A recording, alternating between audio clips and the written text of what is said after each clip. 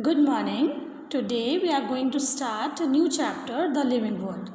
Children, in this chapter we are going to study about the classification of the living organisms, then its biodiversity, then the archaebacteria, taxonomy and nomenclature.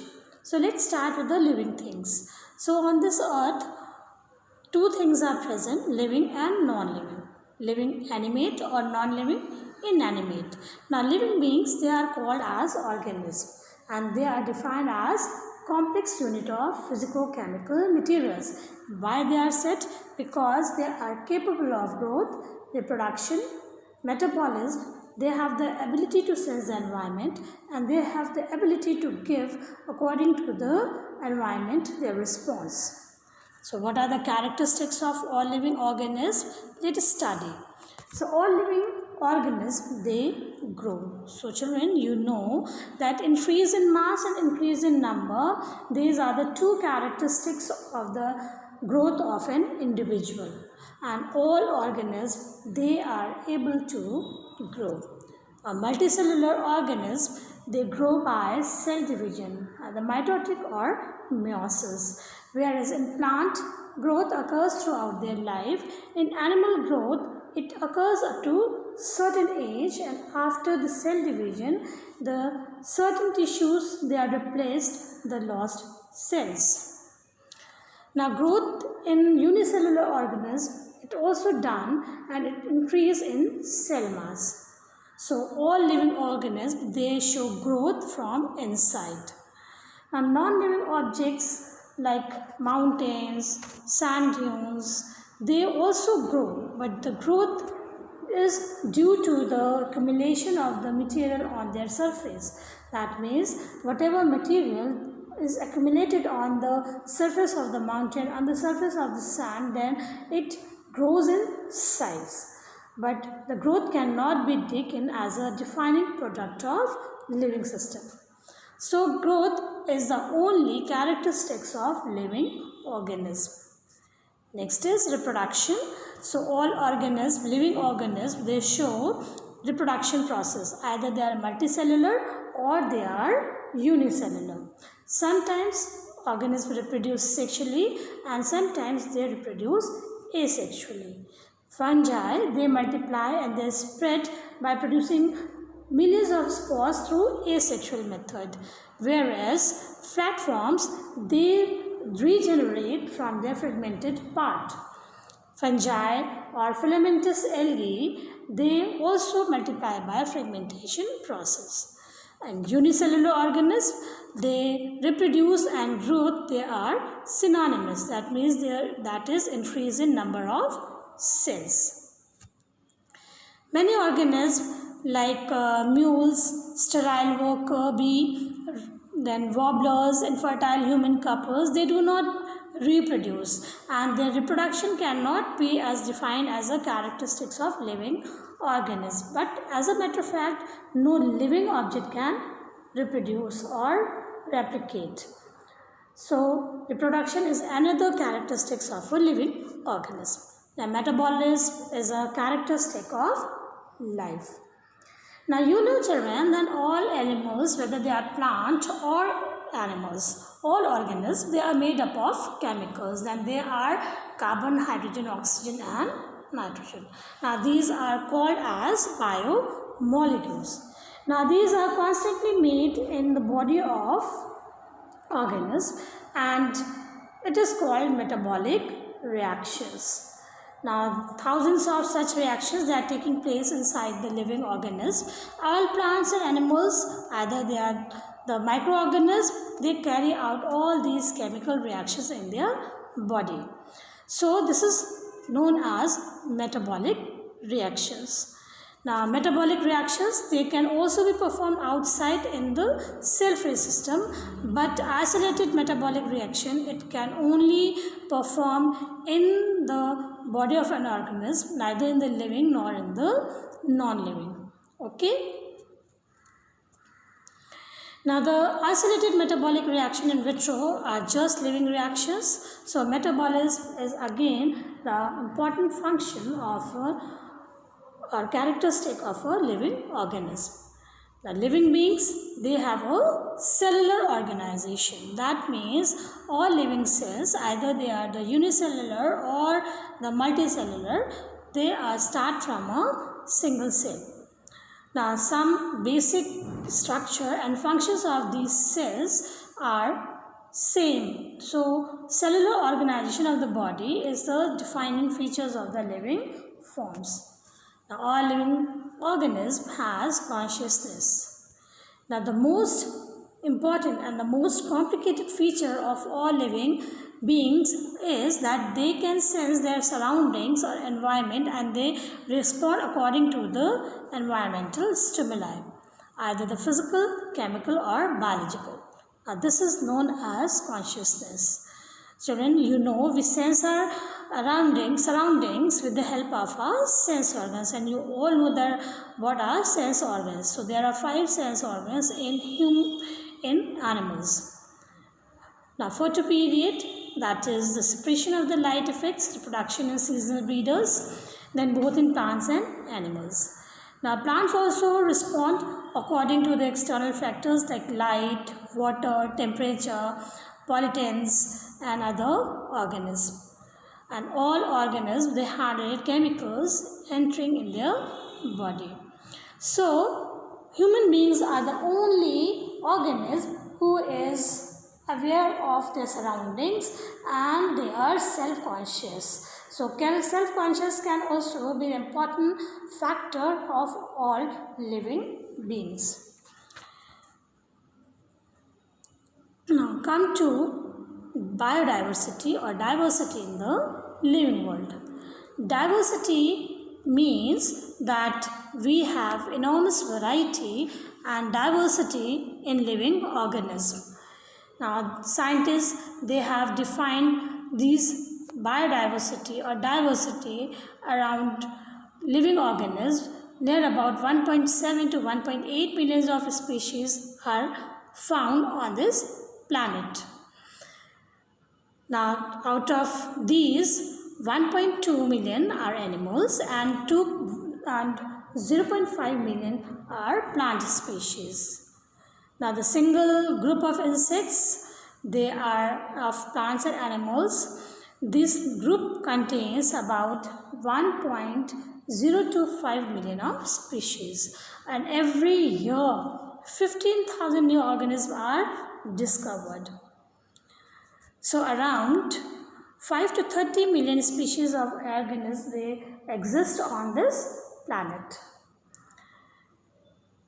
Now, destruction of the forest and the reefs, they may also lead to the extinction of these animals or plants on this earth. So in India, Silent Valley rainforest, it has been saved from submergence due to the proposed dam across river Kuntiza. Classification of living organisms.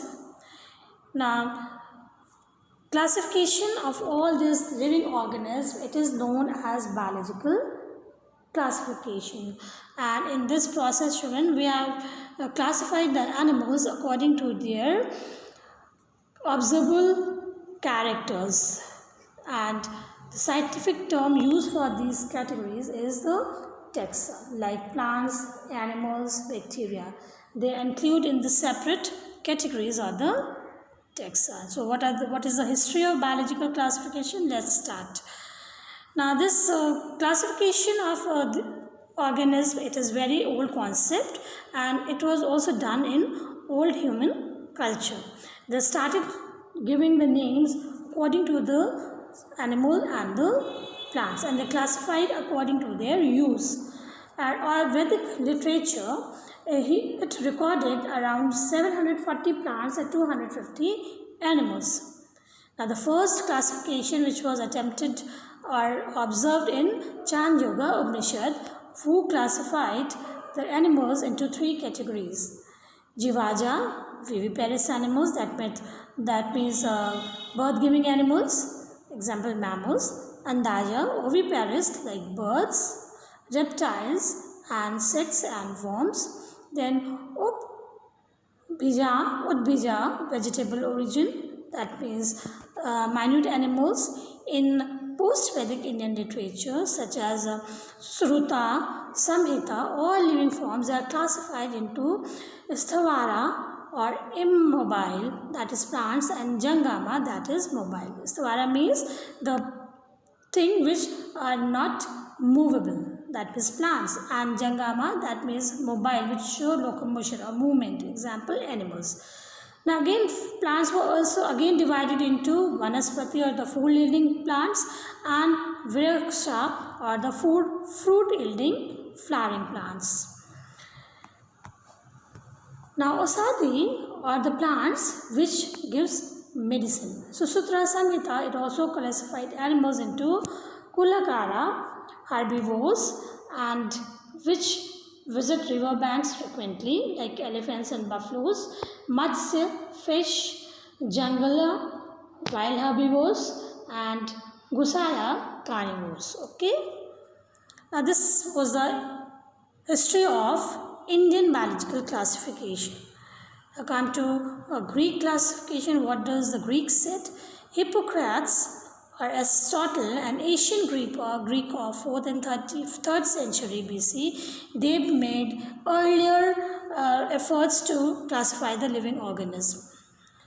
Now they classified the animals and the plants according to the characters. Theophrastus, the father of botany, he wrote in his book Historia Plantarium, classified plants on the basis of the habitat, form, and texture into 4 categories. Those are the shrubs, trees, shrubs, undershrubs, and herbs.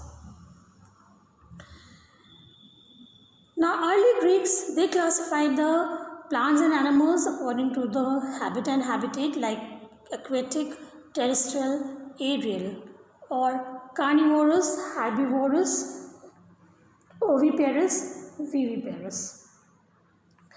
Again, another Greek scientist, Aristotle, he also classified the animals and the plants according to the morphological similarities, and he created a group and species. Now this system of classification is known as artificial system of classification because it is based on the external morphological similarities. In India, Charak, who is known as the father of Ayurveda, he enumerated around 200 animals and 340 plants which are of medicinal importance, and in his book Charaka Samhita, he wrote Indian medicines. John Gray, he was an English naturalist. He also introduced the concept of species and natural system of classification, which is also based on the morphological similarities.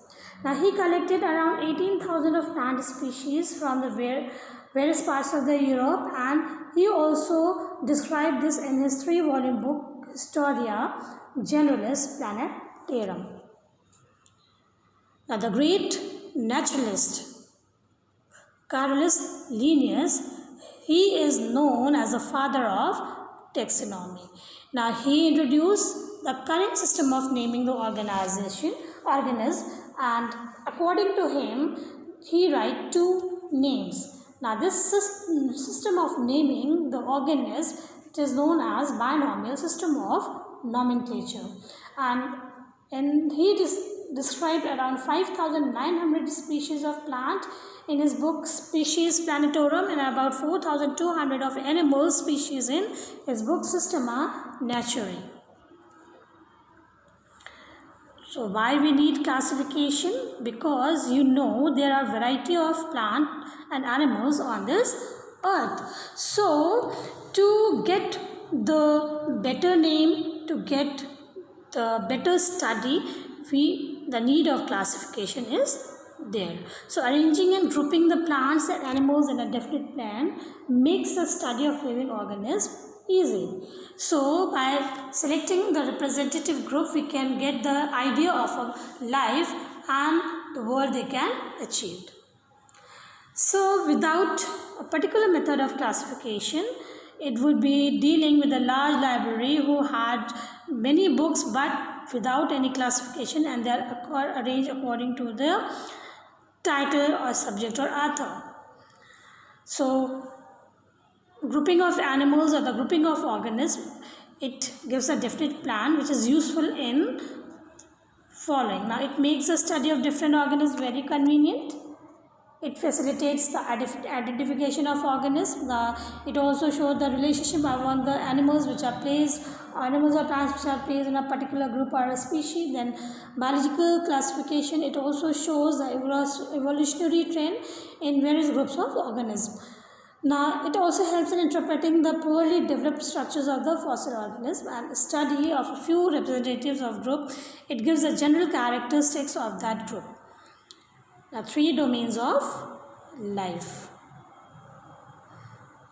This we'll study in next class. Thank you and have a nice day.